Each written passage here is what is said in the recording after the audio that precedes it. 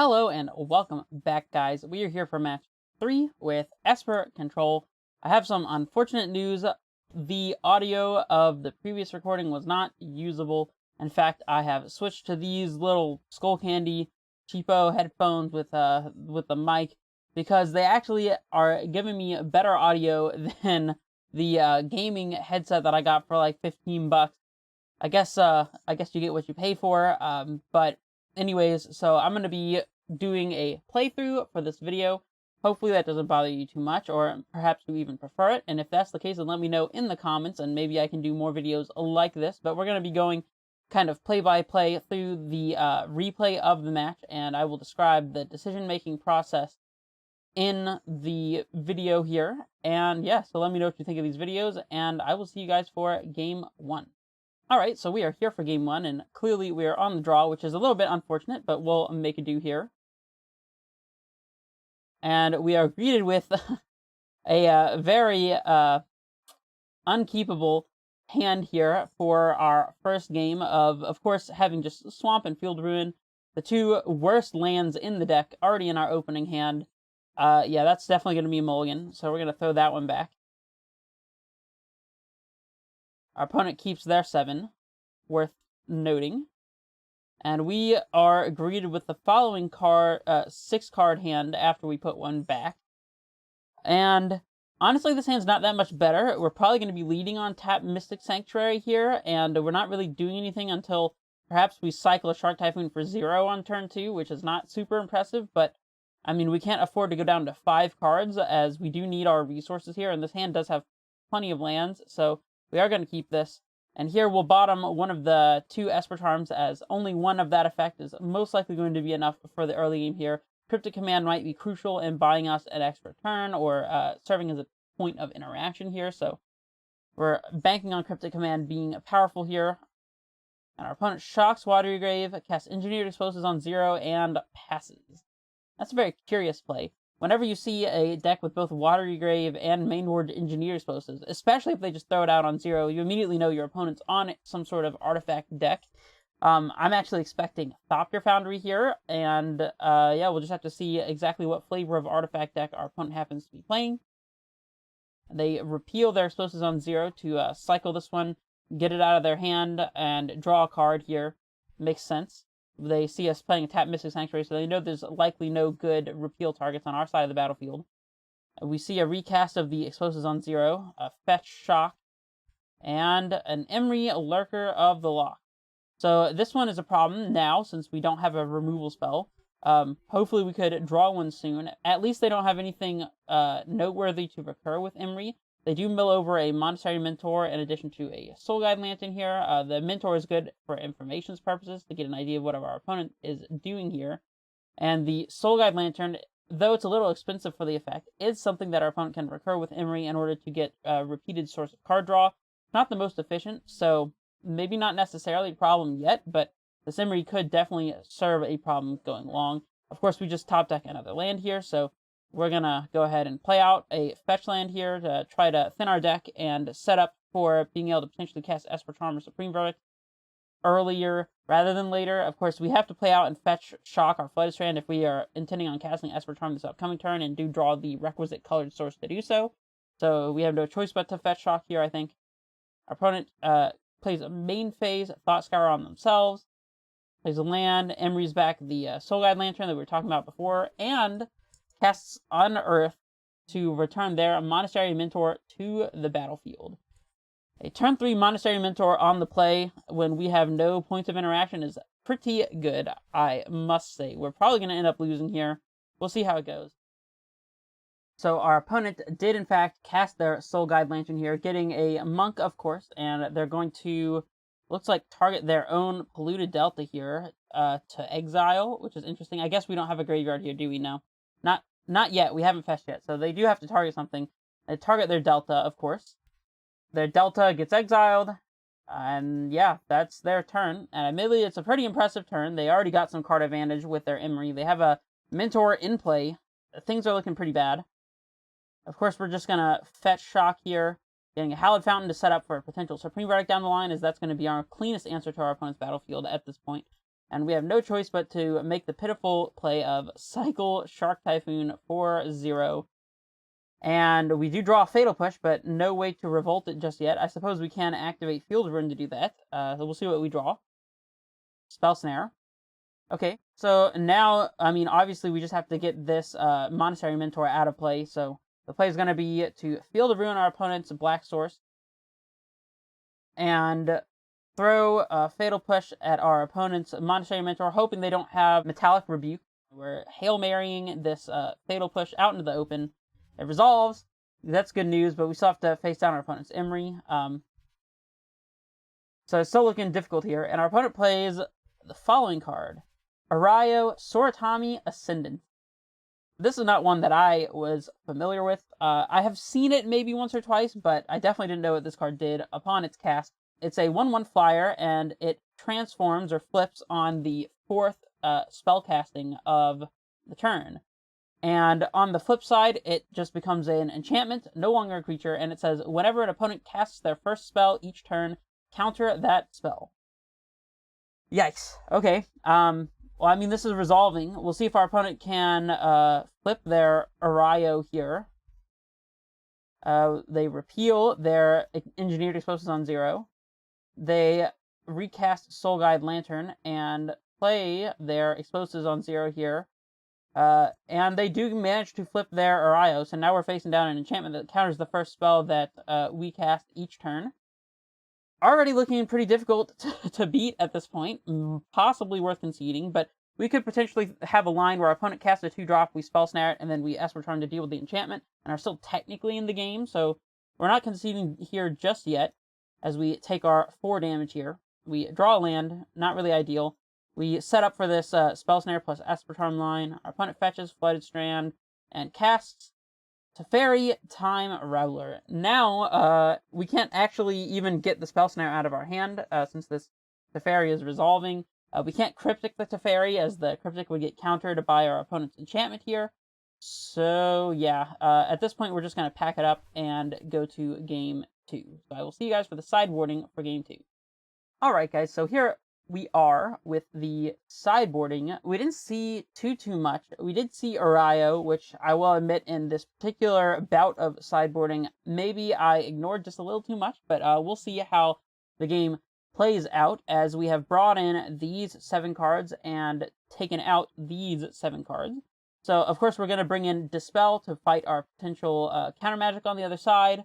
We bring in the Celestial Purge because we are expecting Thopter Foundry to be in our opponent's deck at this point, and Celestial Purge would be able to answer Thopter Foundry as well as something like a Bitter Blossom, which our opponent might have.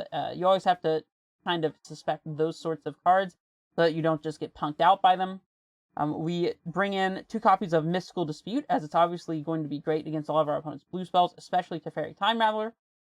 We bring in 2 Cling to Dust, as again, we are expecting that we need some interaction for the Thopter Foundry combo, but it also will be helpful against our opponent's Emerys, for example, hitting their Emery targets and still drawing a card so that we get to weaken their Emerys just a little bit while getting a little further into our deck. And, of course, Relic of Progenitus for the same purpose. And then, in the sideboard, we have taken out the Jace the Mind Sculptor, as it seems like it's very easy for our opponent to establish a quick board presence, especially with things like Unearth and whatnot, to get back a Mentor if it gets countered. We take out 1 Remand here, as a lot of our opponent's threats get underneath Remand, such as Emery being basically 1 mana. Remand, especially on the draw, is not looking particularly great. We do take out 1 copy of Remand in order to fit some of these sideboard cards. We're taking out 2 Cryptic Commands because we're expecting our opponent to have their own Mystical Disputes or that sort of effect. And we don't want to be caught with Cryptic Commands in hand when our opponent is resolving things like Emery and Teferi Time Raveler.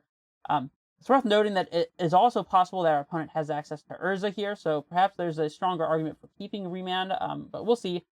And we do take out 2 copies of Fatal Push, as they need Revolt in order to hit Emery or Urza, and we don't really want to rely on Push for that. I will admit, though, it probably makes more sense to keep in Pushes to deal with both Emery and Urza, but also with the 2-mana creature. And then we take out 1 copy of Supreme Verdict, as we'd rather not let our opponent resolve something like a Mentor or a Thopter Foundry, but In the case that they do, we want to have access to at least one Supreme Verdict, but I think it's one that we can probably side out, so we don't really want to have dead Supreme Verdicts in hand when our opponent is casting Planeswalker threats or going off a Thopter Foundry combo. I mean, Verdicts can clean up the tokens after we deal with the Thopter Foundry combo, but it's not a end-all, be-all answer to that combo, and it's only kind of stemming the problem, so not really the most reliable one, but in case our opponent does resolve the combo and we're able to deal with it, or they resolve a Monetary Mentor, we do have access to one Verdict to kind of push through that. And with that, we are off to Game 2. I will see you guys there. Alright, so we are here for Game 2 on the play, of course. Love to see that. Although, of course, at this point, it does mean that we'll be on the draw for Game 3 if we get there. So, of course, we choose to play first here. And we are greeted with the following hand: Path, Remand, Celestial Purge, and lands, including a land that will fetch for either another colored source for a Supreme Verdict here, or for fixing for our black spells like Fatal Push, or, which I think we sided out, but mainly Esper Charm or like Clink to Dust. So we are going to keep this, of course. And we're going to lead on a tapped Fountain, as we don't know quite yet what our Flooded Strand is going to get. And, in fact, we could hold on to the Flooded Strand to potentially fetch up a Mystic Sanctuary later in the game. So that is the reasoning for not playing out the Strand here. Our opponent plays Fiery Islet, which is a curious one, and a couple artifacts, and passes it back after activating their Bauble, of course. And here we're just going to play out the island, representing our Remand or Celestial Purge here. Pass it back. Our opponent has a second artifact here, and they cast Emery. It's possible to remand this Emery, but if our opponent has another land drop here, particularly one that enters untapped, which most likely if they have another land, it will be entering untapped, then remanding this Emery doesn't really do anything. And in fact, I'm not going to bank on our opponent having not another land source here. I'd rather just path this Emery and deal with it that way. So we're going to hold on to our remand here. This remand also insulates us against something like a Teferi Time Raveler or something along those lines. So we do consider the remand tapping the island here, but we ultimately decide not to go for that. Our opponent mills over another Bauble, Teferi, a Minamo of note here. Yeah.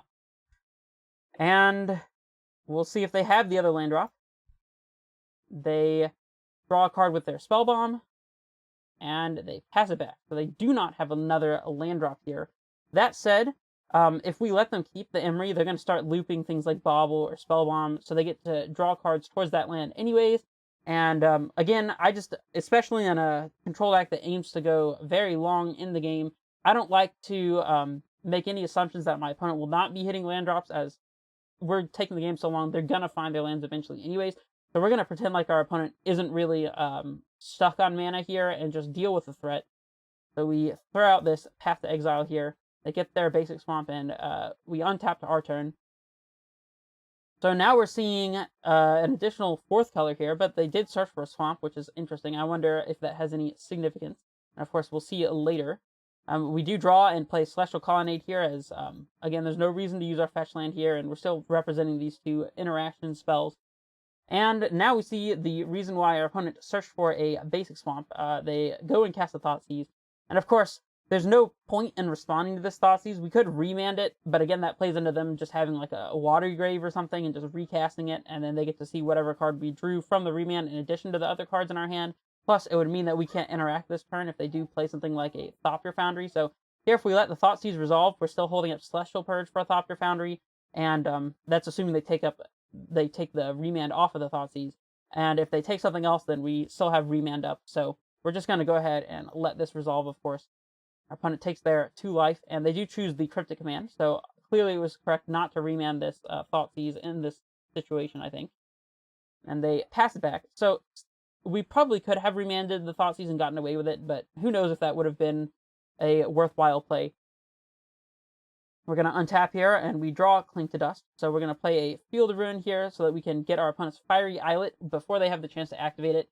They're already going to have more cards than us going late since they've been so strapped on mana here, and we'd rather them not be able to convert their mana into cards if we are able to deal with the additional cards that they have in comparison to us. So we're going to go ahead and try to prioritize getting this Islet out of play if we can, as well as being able to search for a island to set up a Mystic Sanctuary for this Flooded Strand if we want to do that, as we only need one more island for that.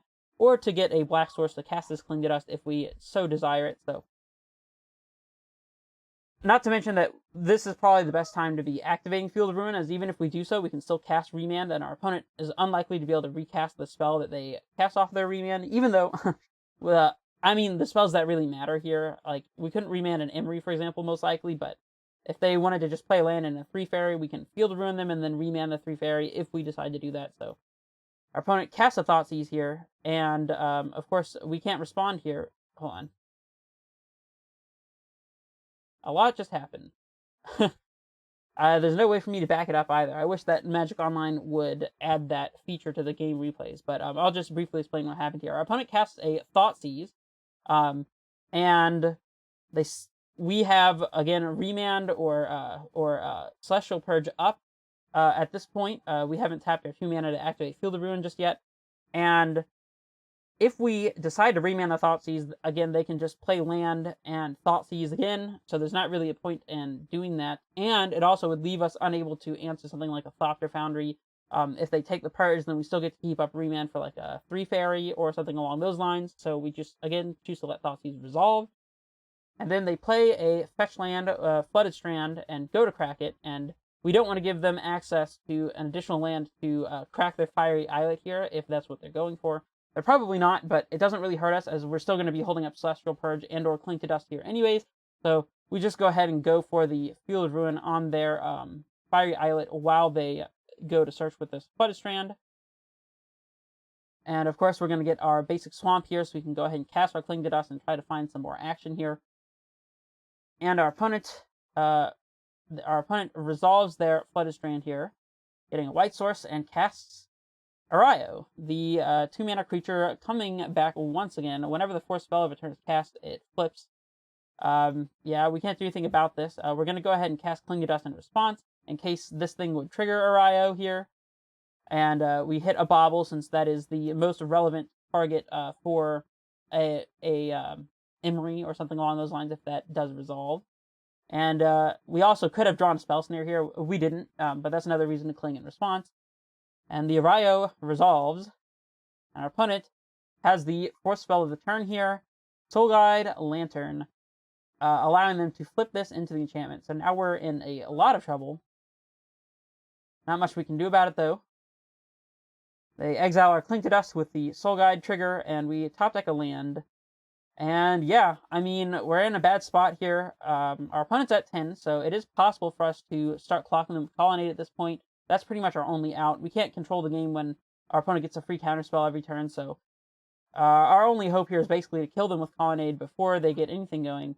They cast it to Fairy. Of course, we can't force a negation it hard cast, because then it would just get countered by the Erayo, or whatever the enchantment side of this is called. It's still Erayo, I guess. The essence of Erayo, I suppose. So anyways, we can't respond to this. We have to let this resolve. Again, they're just floating a mana, bouncing with Teferi to draw a card. They play a land, and they crack their clearing. So if our opponent is choosing to go down land drops like this in order to crack clearing, I think that reaffirms that going ahead and hitting this islet early on with our Field of Ruin was probably a good choice. But anyways, they're going to draw their card here, and we're going to go ahead and fetch out their instep, getting a tapped Watery Grave in case we do draw something like a Creeping Tar Pit. And we untap to our turn. We're going to play our fetch land. We're going to crack it and get a Mystic Sanctuary to put back Cryptic, just because if we can double spell, we'd like to be able to cast like Celestial Purge and then let it get countered, and then Cryptic to bounce draw the Erayo, for example. So that's the idea behind that. We do put the Cryptic on top, and we're going to activate Colonnade. And now we have an interesting choice. Do we go after this Teferi, or do we go after our opponent? And I think that it is kind of close. The Teferi is potentially going to be really damaging if we're able to get this Erayo out of play, but that is actually a very big if. Our opponent has seen the Celestial Purge with their discard spells here, the Thoughtseizes, so they know not to cast anything that Celestial Purge can target in case we have a way to deal with this Erayo, like an Esper Charm or Cryptic to bounce it.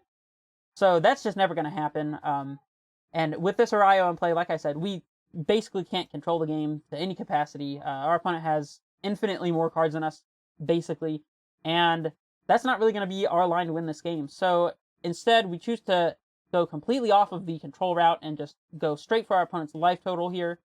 We do attack them, and they take the 4 damage. And yeah, we're on the beatdown plan. We have a 2-turn clock with our colonnade. We just gotta hope our opponent doesn't have a path or a push here. And again, we're just doing the same thing. We're going in with the colonnade.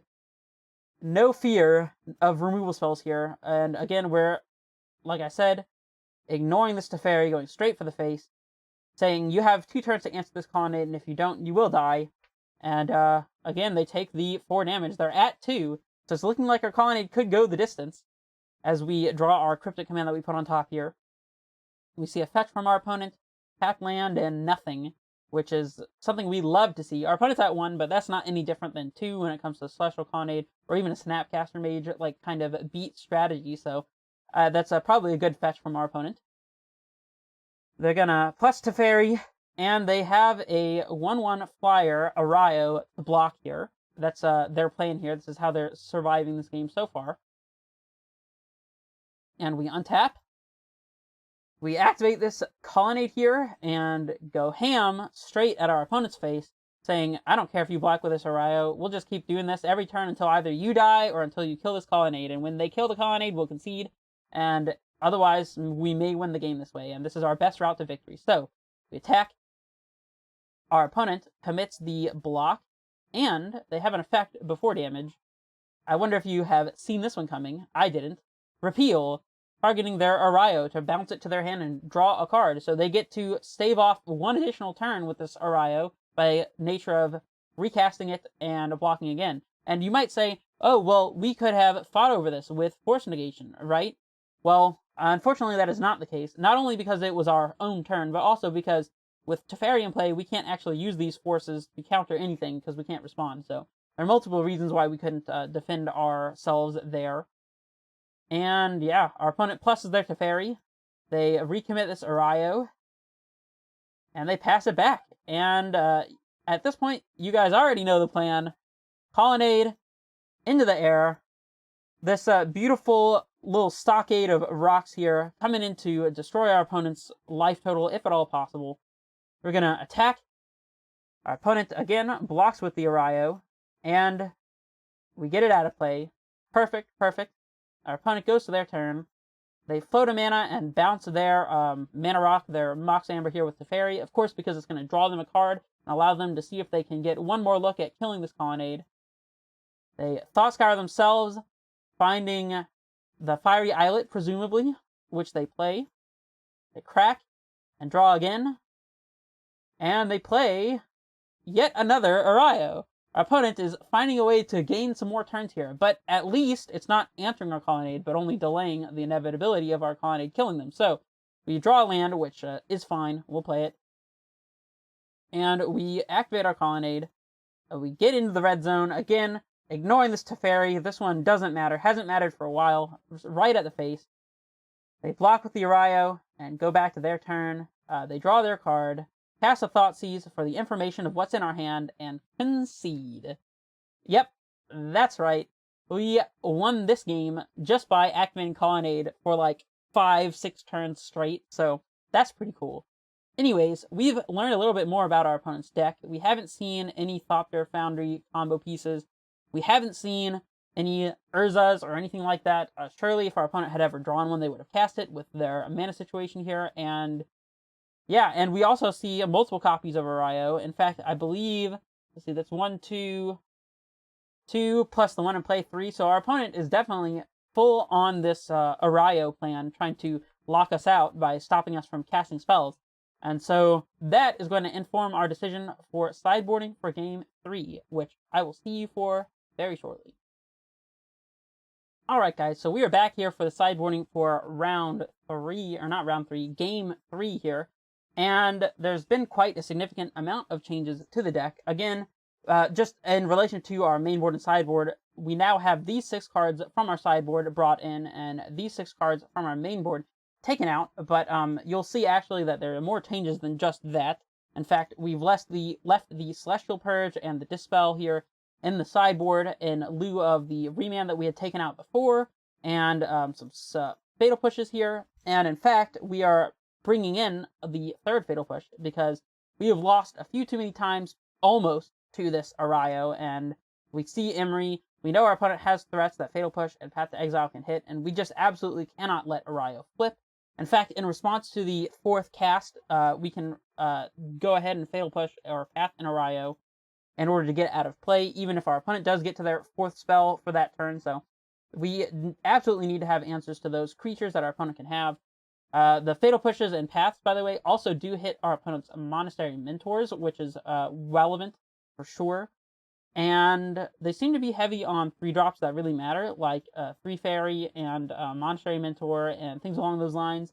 And so Remand is looking like it might be useful against those threats in particular, and helping us to buy time in order to cast things like Fatal Push and Path to Exile while still having interaction for those important heavy-hitting cards. So Remand is looking pretty alright here.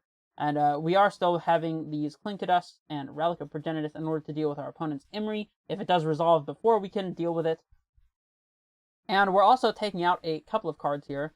We are taking out the Archmage's Charm, as it's looking like a 3-mana counterspell is going to be a little too slow, especially on the draw.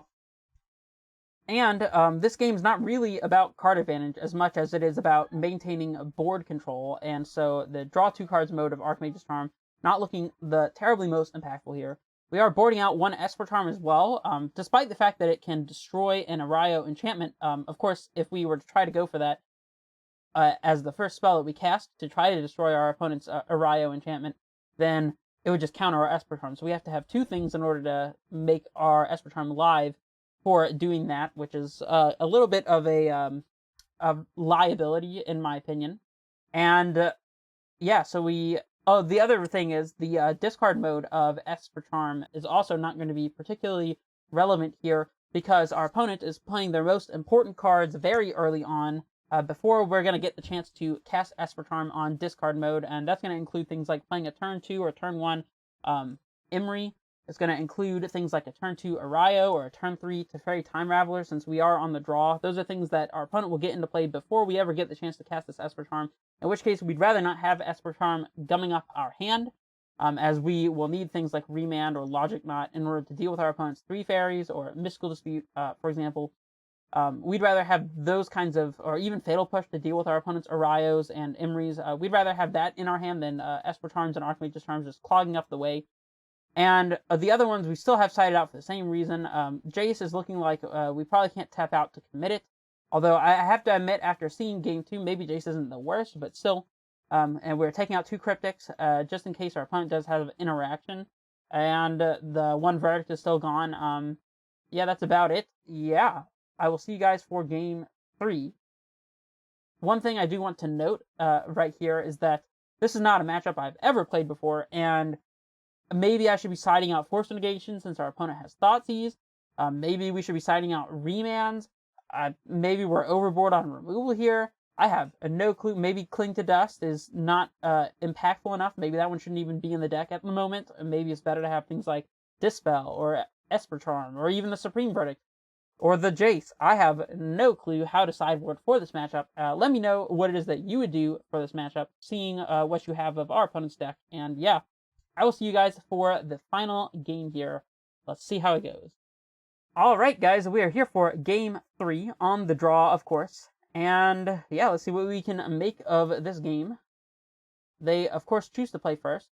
And we are greeted with the following hand. Snapcaster Mage, Cryptic, Double Remand. Kind of slow on the draw, but if our opponent is also on a slow keep on their side of the table, then perhaps being nice and patient with these remands and playing for a little bit of a longer game will work out. We also are very well insulated against the opponent just slamming a 3 Fairy on turn 3, which would be very devastating since we have double remand to deal with that as a potential threat. So we're going to go ahead and keep this. As our opponent keeps their 7, they play Pluto Delta, Fetch Shock, and turn 1 Thoughtseize us. They choose to take a remand here, and they pass it back. Clearly, they agree that having double remand is pretty good insulation against their strategies thus far. So we top deck a removal spell here. We're going to play out our fetch land so that we can hold up Path to Exile here and pass it back. They play a Bauble. They bauble themselves here to look at their top card. They play fetch land. Clearly, they want to have the option to shuffle this one away, or perhaps they won't fetch because they want to draw it, but at least now they know what's coming up here, so they pass it back. We're going to go ahead and fetch here for a Hallowed Fountain, of course, because we know that we need the white for Path to Exile, and also Supreme Verdict down the line. We do have one copy of that we need to be mindful of. Our opponent's going to draw with their bauble, so clearly they didn't want to fetch that card away. We draw a Field of Ruin. We're just going to play out our island and pass. Again, we're setting up for a Mystic Sanctuary here, lining up to cast an Archmage's Charm if we draw that with our blue sources in play, that kind of thing. Saving Polluted Delta to be able to get a Mystic Sanctuary down the line if we need to, or whatever. Our opponent is going to fetch their Flooded Strand here, getting a tapped Hallowed Fountain, and now they're going to go to their turn. Makes sense. They cast another Thoughtseize, and similarly to before, there's no real point in casting this Remand in response. There's perhaps maybe an argument for casting Snapcaster Mage here just to make sure that we have a threat in play, as that'll help us against a potential 3 fairy, for example, or just help us clock our opponent from 14, which is a already relatively low life total, and with the Thoughtseize resolving, it'll go even lower. So perhaps casting Snapcaster Mage wouldn't have been bad here, but if our opponent just has, Artifact, Imri, into untap Monastery Mentor, being able to go end of turn, Path Imri, untap, hold up Snap, Path Mentor, something along that vein is going to be quite useful. So we choose not to just hard cast the Snapcaster for no value here. We can't remand, as then we'll be guaranteed to not have interaction. For example, if our opponent plays an Erayo, we won't be able to path it immediately. So we're just going to let this Thoughtseize resolve, and of course they take the remand, which is unfortunate, but there's not much we can do about it. And yeah, our opponent passes it back to us, and we're just going to untap and draw our card here. And we find a Creeping Tar Pit, which is going to be very nice to clock our opponent, and we have no need of a untapped land this turn, so we're going to go ahead and get that Creeping Tar Pit into play, get our tap land out of the way, set up for Esper Charm later on, since it is in fact a black source. And yeah, our opponent is casting a Mana Rock here, a Mox Amber, which currently does nothing, as it only taps for a mana of a legendary creature or planeswalker they control, and obviously they control none of those, so this is just a 0 mana card that does nothing at this point. Our opponent fetches, and we see them cast a Lurrus of the Dream Den. This is not one I expected whatsoever at all. This is not one that they had in their sideboard. They're just playing Lurrus in their main deck, so of course here they're prepared to get back a Mishra's Bauble to draw a card. We don't care too much about Lurrus, as we can in fact just have to exile this Lurrus, so yeah, they're going to go ahead and activate their Bauble to look at their top card. That's fine. They're going to tap out here to cast something else. They're repealing their Mox Amber. They only have a white mana floating here, so of course we're going to go ahead and throw this Path to Exile immediately while they have no counter magic backup. We need this Lurrus out of here. We can't let them get an additional card every turn, so this is a worthy Path to Exile target if you ask me. They search, and they draw their card from the repeal, and yeah, they pass it back to us. And we draw a second Snapcaster Mage, which is actually not bad. We can snap remand this turn since we are playing out a land. It's going to be the Field of Ruin, again saving our Polluted Delta for potential Mystic Sanctuary shenanigans going into the future. So we can Field of Ruin our opponent's land to get our third island, and then play Polluted Delta and fetch it for a Sanctuary immediately if we want to. But most importantly, we can use our mana in play to snap remand or snap path, something along those lines. So that's kind of our line for this upcoming turn, as our opponent plays and immediately cycles a Canopy land here, the Fiery Islet, and they decide to pass it back. And this is where I would like to remind you that our opponent is in fact at 11 points of life, and so we're going to go ahead and get one of these Snapcaster Mages into play.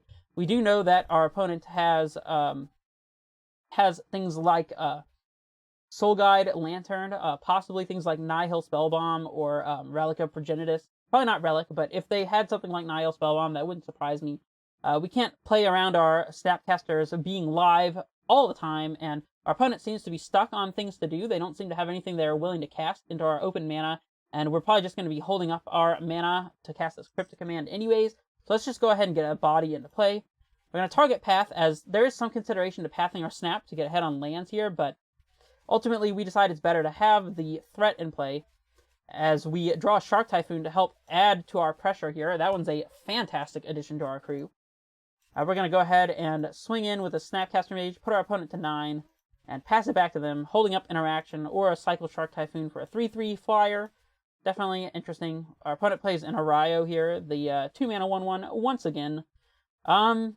We can snap remand this, and our opponent would have to recast the Erayo, and then they'd have to have a 0-drop and a 1-drop to cast into the Erayo. Actually, does it count only their spells? It's the 4th spell of a turn. So if we remand this, they could recast it and then cast any card after that, a 1-drop or a 0-drop, and immediately flip Erayo. But regardless, we want to deploy the Snapcaster Mage anyways. If we let us remand this, then they could slam a Teferi, but we have Snapcasters and a Creeping Tar Pit to deal with a 3-fairy if they do that, and if they just hardcast Erayo again, there's some chance that they don't just flip it immediately, and we can always cycle Shark Typhoon through the flip side enchantment here of Erayo anyways, so we're not super worried about this one flipping.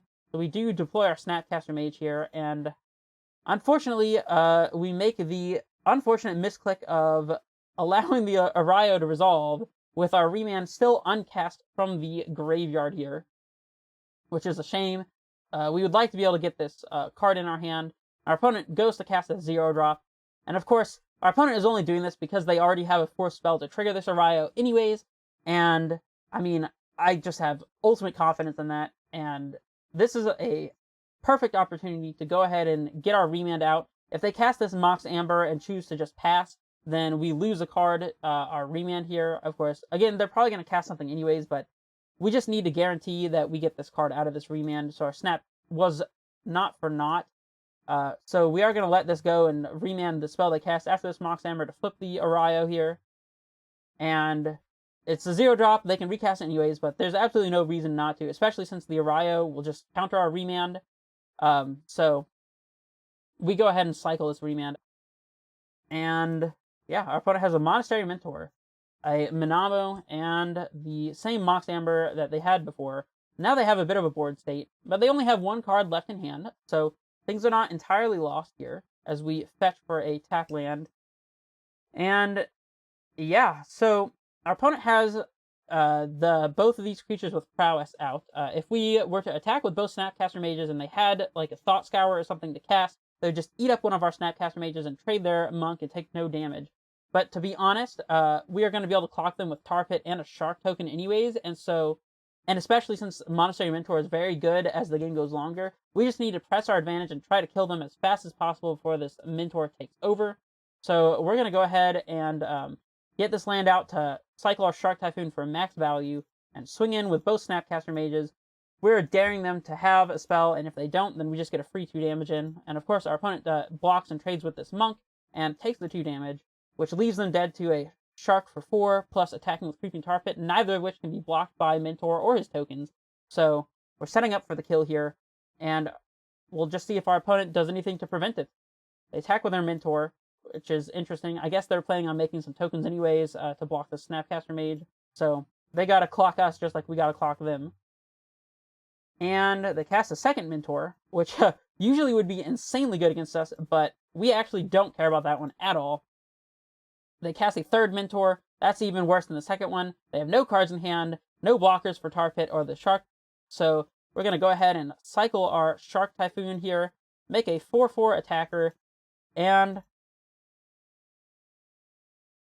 our opponent scoops it up. They know that they're dead to lethal with the Shark and the Creeping Tar Pit. So we managed to just barely eke by this match. I would say that this match is probably supposed to be a difficult one for Esper. Sometimes you just activate your Tar Pits and Colonnades and get to the red zone and kill your opponent the fair way, which is not something that Esper usually would have access to, but due to the printing of Shark Typhoon, it gives Esper that same turn the corner ability that other blue-red decks, for example, like Snap Bolt decks, can sometimes have access to.